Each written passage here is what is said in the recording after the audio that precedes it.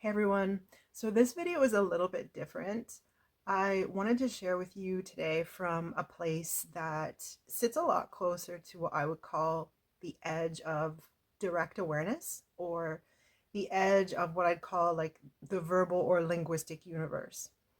And so this is a place where the coherence of understanding hasn't yet descended or solidified into really like hard and fast discursive topics, which really indicate a certain level of density in awareness. So, my intention here is to help teach or guide you through this further in your own abilities for releasing your grip on the external presentation of everything. And I'm going to explain all of this.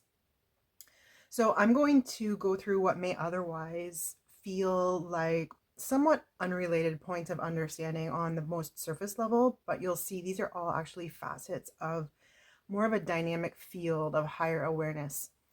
And if most of my other videos so far have been more relatively, let's say, inert discussions of existing forms of density, which is what we would call topics, then this is the first one I've done that really feels more like it's more of a direct transmission. It is, my aim here is really more as like a messenger of something in here that might serve as an activation for you. And that's the best way that I can explain this at this point. So I'm not going to do a lot of the traditional work of usual contextualization here.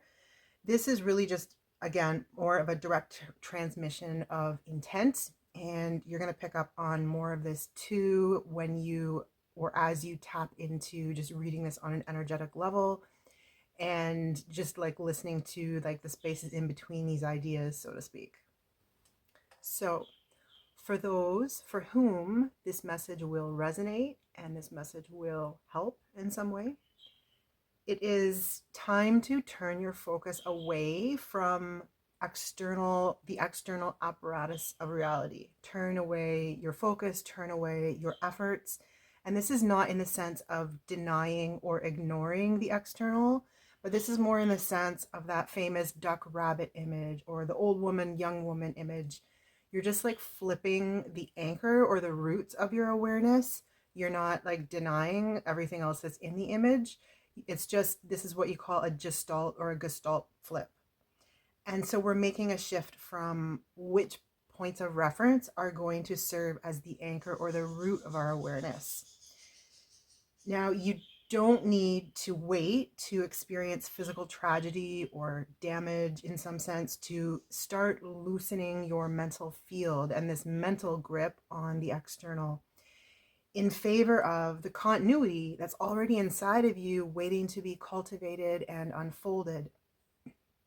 So I would begin by releasing your grip on language, not in the sense that you stop using it, but more in the sense of just no longer giving immediate consent or immediate acquiescence to prevailing and popular uses of certain words, certain concepts, certain labels, and even what we might call, or I like to call, meme think.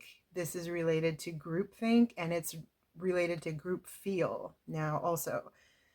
So keep in mind too that this isn't saying that you're going to like give up your relationship with logic or critical thinking. That's not at all the direction I would ever take anything in. I'm only talking about like these superficial layers that are like kind of like used packaging or like litter that's just like floating on top of these waters of collective thought. And the other area that you should start loosening your grip on is this innate impulse that we have to seek out novelty. It's this feeling or this attitude of like constantly being on the lookout. And it's implicitly and erroneously associating value with whatever appears as new. So, and by the way, there's an addiction to like trends and trajectories that really fits into this category as well. Like the concept of age, the concept of what is new is very it's a very effective mask that the matrix can use to keep your consciousness diverted from itself. So, and the new, of course, takes on many forms. It's kind of like some of these very potent abstract concepts like freedom that can be morphed into many different directions based on specific interests and specific biases. So the new works a little bit differently than that because it's not exactly on the same level, but it's a kind of malleable, it's a very effective tool that can be used to basically, it's just constantly diverting your consciousness. And this fascination with what seems new can also be a form of addiction, and it's also basically a holdover from survivalist bias, survivalist consciousness. It runs on the same programming as scanning for threats.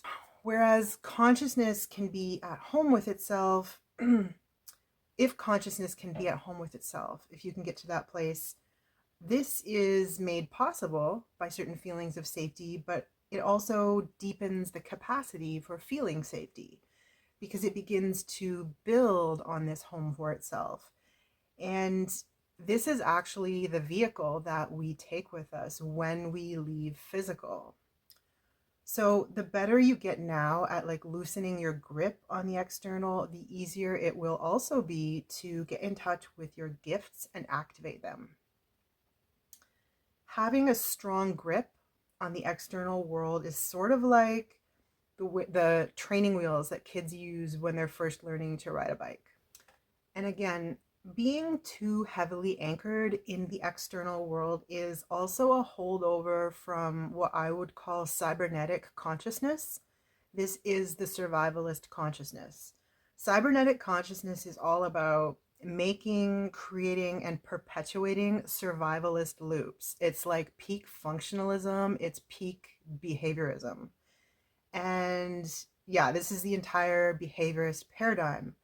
And I would also add in here, it's really important to note that all of today's current AI systems, all of today's current, like all of the LLMs and the various engines that they're built into feed exactly into this paradigm. They just like deepen it and extend it, honestly. So we loosen our grip. And then what? What do we do? What's the point of this? So you want to start opening a portal for stillness to enter. And it's actually an immense form of inner wealth or higher wealth or spiritual privilege, really, if you have the chance to disengage physically while you're still here. Think about it. Even for half an hour. It's more powerful. Of course, the longer you can go, the more frequently you can do this. But you're dialing down all of the sensory stimuli, the sounds, visual stimuli. As much as you can do this, this is like a form of massive inner wealth. It's massive privilege if you can find a way to do this. Sitting still conserves your energy.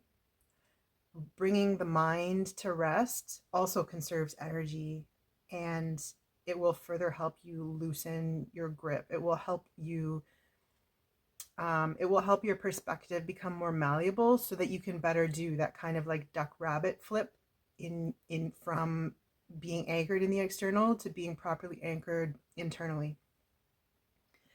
And so what you're going to be doing is switching from the perception of stillness, not as an absence, but stepping into stillness as a presence within you, or that you're letting flow through you, or that you're participating in.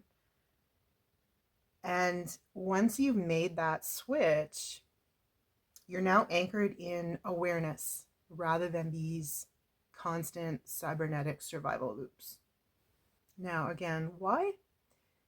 The longer and more frequently that you can anchor yourself in this space from that set of reference points, the greater coherency of consciousness you will be able to cultivate or receive.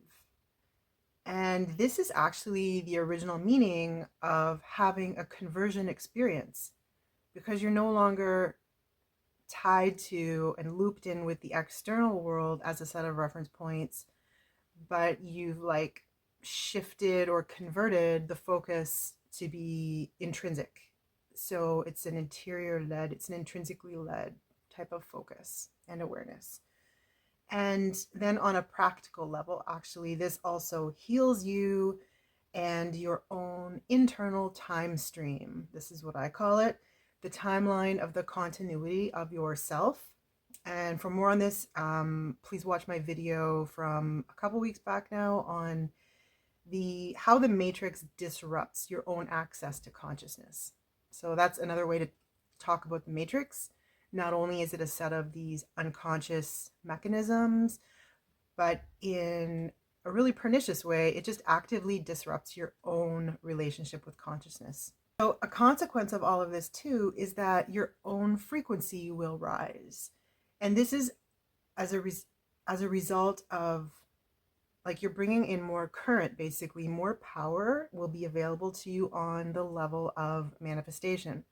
Now, these are getting into some really general claims here, like this is pretty high level, which I would break down further, like have further conversations about this. But basically, this is the condensed way to think about it. So your thoughts will be the first level of manifestation. And so the practice of watching this, of sitting there in that moment, is also very potent and will tell you and teach you a lot. Again, this relates to why all knowledge is really self-knowledge, and why all seeking is really a search for the self. So I hope this helps those who it needs to. And let me know if I can give you more clarification on any of these points, if you'd like me to talk further on some of these ideas. And thank you so much for watching.